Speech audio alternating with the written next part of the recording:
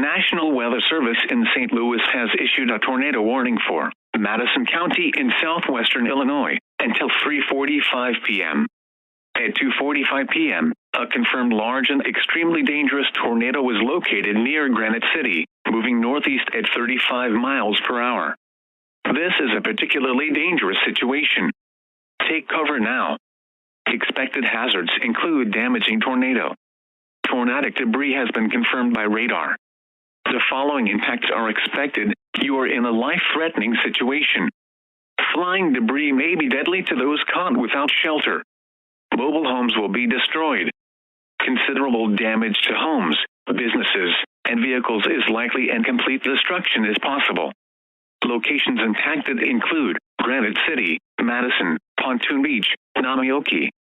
To repeat, a large, extremely dangerous, and potentially deadly tornado is on the ground.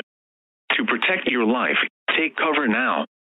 Move to a basement or an interior room on the lowest floor of a sturdy building. Avoid windows.